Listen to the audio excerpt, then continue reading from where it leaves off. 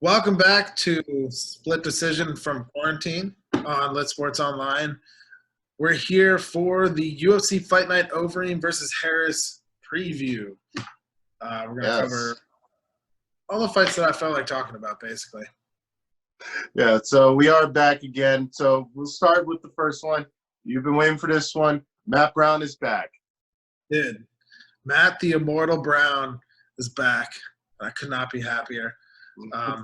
He's just a super exciting fighter, super fun guy to watch, super interesting character, and I'm just pumped that he's back. So I want as many people to know as possible so that they watch it and he gets more money because he's awesome and he's had a super fun career. I was really hoping they were going to do the Matt Brown-Carlos Condit fight, but they didn't do it. I'm still keeping my fingers crossed for that one, though, because that would be amazing. Yeah. So moving on next, we have Eryk Anders versus Krzyszof Jotko. And Anders on championship Alabama team. Should be a fun fight. Yep. Really, it should be a fun kind of striking match in the light heavyweight. I think it's light heavyweight. Either that or middleweight. I can't remember. Eryk Anders fought his last fight at light heavyweight, so you're confused. But should be a fun fight. I just wanted to mention it because we mentioned Eryk Anders in the last video, talking about all those people who had a lot of success in football when we were talking about Greg Hardy. So Eryk Anders was on a championship Alabama team. I guess Roll Tide, you know? Yep. Yeah. I actually do remember him too, actually. I think when I was in Florida last year, he might have been on the card. I remember seeing him in hearing his story, and I thought it was pretty fucking awesome. But, That sounds about right. Here. As a football player, anytime I see a football player crossover in the UFC, I get excited. As a former football player, I get excited. Yep. There's a few. There's a few of them. Exactly. Now, we're going to move on next. We have Dan Ige versus Edson Barboza. Should be another good fight here. Yeah, it's a big test for Dan Ige or Ige or however you say it. It's his first real big step up in competition, and Edson Barboza has lost a couple.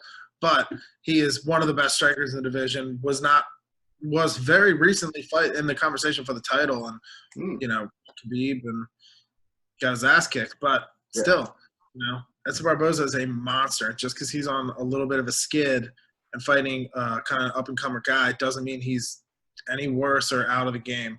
He asked for his walking papers a little bit ago, but I think it's just to make more money in a different company. He goes over to a different company. He already has a huge name value. He's closer to a title in a different company than he is in the UFC, so might as well. But it should be a good fight either way. Dude, chase the money. Why not? Next up, we got Claudia Gadelha versus Angela Hill. Yes, and I'm excited for this one because both these women are kind of perennially in the talk for being the best in the division. Angela Hill is a former Invicta champ. She was in the UFC previously and left and won a belt and came back, and she just keeps looking better and better. Her striking game's always kind of been on point. She's always been a really good kickboxer, but her grappling and takedown defense has gotten a lot better over the years. And Claudia Gadelha is one of those women who fought for the title and was towards the top of the heap for an extended period of time and then just kind of hit a rough patch. So we'll see how she looks coming back. I think if we get Claudia Gadelha of old that had good striking, would use the striking to close the distance and turn it into a clinching grappling match, I think Claudia Gadelha wins that. But I think if it stays at a striking and counter-striking game, I think Angela Hill's going to take it. So I'm just excited to see either one of these women just take a step towards the top. They're both fantastic, and I would like to see both of them fight the bigger names in the division. Yeah. So we will see after that. And we'll be recapping these fights, so we're definitely going to be talking about them probably more, I would assume. Now, next up, we have the main event, Alistair Overeem versus Walt Harris. Should be another great matchup. You got Overeem, who has more experience, a better striker. Then Harris is younger and quicker, but with more power. So that's going to be a dope matchup. And, saying that anybody has more power than Overeem is always a little questionable, right? Overeem has plenty of knockouts on his record, is amazing in his own sense and can knock anybody out. But, Walt Harris has some KOs on his record coming up, and that's kind of one of the things he's known for. So I think it's fair to say in this case. It's a fun matchup, though. I think Harris is a little more explosive. He's younger. He has a ton of power in his hands. But if Overeem is able to control the distance and the pace of this fight, then there's nothing saying he can't win. Overeem is as decorated of a fighter as you get in this sport, also spanning into kickboxing. And, he was 3 seconds away from winning his last fight against Jairzinho Rozenstruik. So that one punch landed, and there's an argument that it shouldn't even have been stopped because he immediately got back up and started moving. So you never know. But Overeem is a huge feather in anyone's cap. And this would be a great win for Harris, who's trying to get to the top of that division.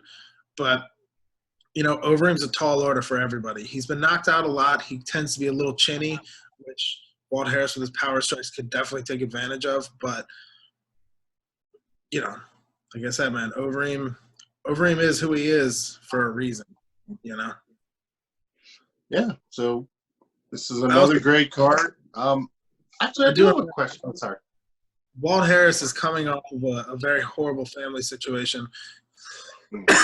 He and Overeem were scheduled to fight in D.C. a few months back, but Walt Harris's stepdaughter was abducted and never found until it was too late. So he had to cancel the last fight due to that. He's been through a lot of family stuff. So, this could be that moment. Walt Harris is finally getting back in the ring, finally getting the fight he was supposed to have. This could be a huge Walt Harris coming out party. And, I feel horrible rooting against, betting against a guy that's coming off of that situation. That's just a horrible thing to happen. And our condolences go out to them for sure. Yeah, definitely. I would think, and again, there's probably a lot on his head, a lot of mind. You go through something like that fucks you up. But is there a chance that he could turn that into an energy and just whoop this guy's ass? For sure, man. For sure. Yeah. But, yeah. On that note, we will be cutting it. Thank you for tuning in. Don't forget to like and subscribe. And actually, before we actually get off, there's one question I wanted to ask in our recap video that I didn't get to do. What was it like watching UFC with no crowd? How was it? It was interesting. The fighters could for sure hear the commentators, which is weird. So Daniel Cormier is sitting outside the ring commentating, and there were a few instances where you saw fighters who heard something that Cormier said and incorporated it or did it or took it into consideration. Like you could tell they were listening, Wow. It was super weird to listen to an empty arena, and like you hear the commentators get all hyped, and it's like, oh man, and everybody's like, well, kind of like one of my friends like, this is some fake energy, man. It's like, why would you even? I'm like, dude, we start yelling and we're sitting in a room with 3 people. Like, what are you talking about? There's 3 people 7 feet away from each other and still get pumped about this happening. Exactly. Sorry. Didn't mean to cut you. But no, it's interesting because the only other sport that's been going on was wrestling. And they had kind of done the same thing with no crowd. They had WrestleMania with no audience, and it was trash. UFC is a little bit different because UFC is pure competition. It's a real sport. But did we know, and what we've been hearing in the news, and, this is why I wanted to spend a couple of minutes, really talking to you about this. A lot of sports are going to be following this trend, possibly. This could be a trend for basketball finishing up their season, baseball at least starting. If we get to that point where we can do that. So to kind of have a test drive with UFC, it is interesting. It's going to take some time to get used to because we're so used to hearing all the crowd noise and hearing the pops and, all that stuff. But this is the world we live in. This is that brave new world. So we just got to adapt, and we're still going to be here at LitTube to cover all this because as sports fans, we're hyped. No matter what the sport is that we cover, we're going to be hyped about it. So stay tuned for that. Don't forget to like and subscribe. As for Pat and myself, have a great night and stay safe.